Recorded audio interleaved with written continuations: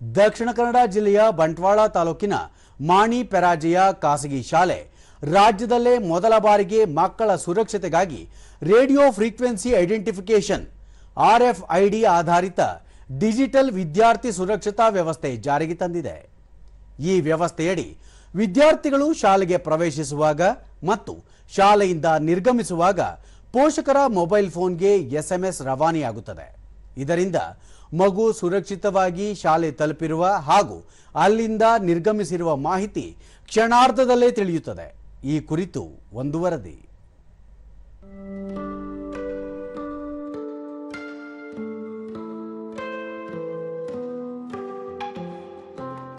ಇತ್ತೀಚಿನ ದಿನಗಳಲ್ಲಿ ಮಕ್ಕಳ ಸುರಕ್ಷತೆ ಅತಿ ಮುಖ್ಯ ಎನ್ನುವಂತಹ ಹಲವು ಘಟನೆಗಳು ನಡೆಯುತ್ತಿವೆ।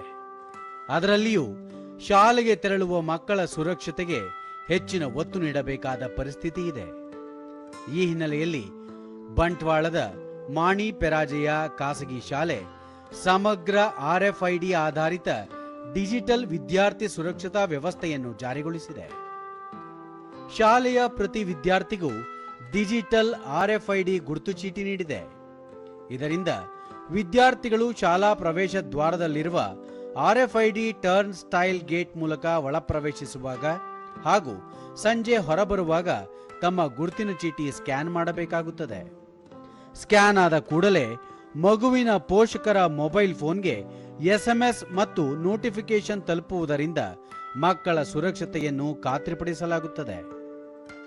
ಅದೇ ರೀತಿ ಶಾಲೆ ತನ್ನ ಸಾರಿಗೆ ವ್ಯವಸ್ಥೆಯನ್ನು ಕೂಡ ಸಂಪೂರ್ಣ ಡಿಜಿಟಲ್ ಮಾದರಿಗೆ ಪರಿವರ್ತಿಸಿದೆ। ಹೀಗಾಗಿ ವಿದ್ಯಾರ್ಥಿಗಳು ಶಾಲಾ ಬಸ್ ಏರುವಾಗ ಮತ್ತು ಇಳಿಯುವಾಗ ಬಸ್ನಲ್ಲಿರುವ RFID ರೀಡರ್ನಲ್ಲಿ ಐಡೆಂಟಿಟಿ ಕಾರ್ಡ್ ಸ್ಕ್ಯಾನ್ ಮಾಡುವುದರಿಂದ ಪೋಷಕರು ತಮ್ಮ ಮಗು ಯಾವ ಸಮಯದಲ್ಲಿ ಯಾವ ಬಸ್ಸಿನಲ್ಲಿ ಪ್ರಯಾಣಿಸುತ್ತಿದೆ ಎನ್ನುವ ಮಾಹಿತಿಯನ್ನು ತಿಳಿದುಕೊಳ್ಳಬಹುದಾಗಿದೆ।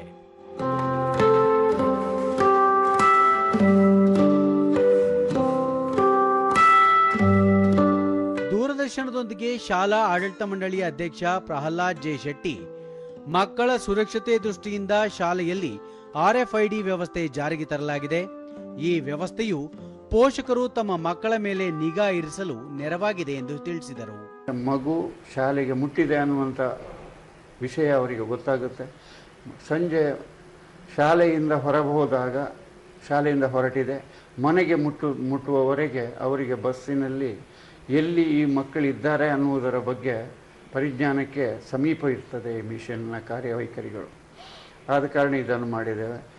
ಶಾಲಾ ಆಡಳಿತ ಮಂಡಳಿ ಕಾರ್ಯದರ್ಶಿ ಮಹೇಶ್ ಜೆ ಶೆಟ್ಟಿ ಕೇಂದ್ರ ಸರ್ಕಾರದ ಡಿಜಿಟಲ್ ಇಂಡಿಯಾದಿಂದ ಪ್ರೇರಿತಗೊಂಡು ಶಾಲೆಯಲ್ಲಿ RFID ವ್ಯವಸ್ಥೆಯನ್ನು ಅಳವಡಿಸಿಕೊಳ್ಳಲಾಗಿದೆ।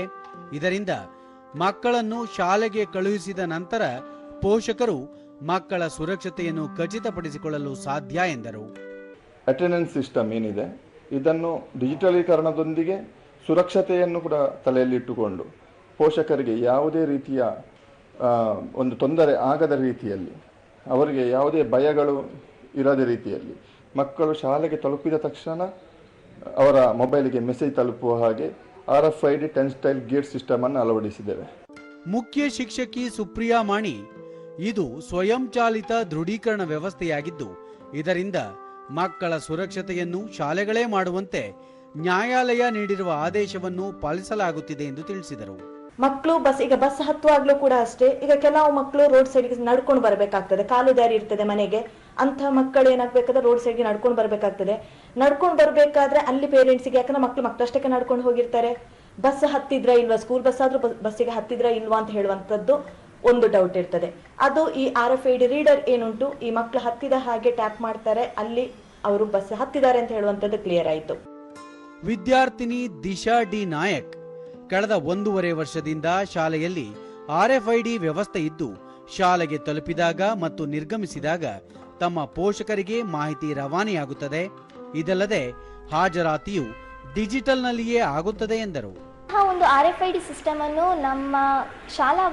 ನಮ್ಮ ಶಾಲೆಯ ಶಾಲಾ ವಾಹನಗಳಲ್ಲಿ ಅಳವಡಿಸಿಕೊಂಡಿದ್ದಾರೆ। ಇದರಿಂದ ನಾವು ಹತ್ತುವಾಗ ಇಳಿಯುವಾಗ ಎಲ್ಲ ನಮ್ಮ ಪೋಷಕರಿಗೆ ಮೆಸೇಜ್ ತಲುಪುತ್ತದೆ।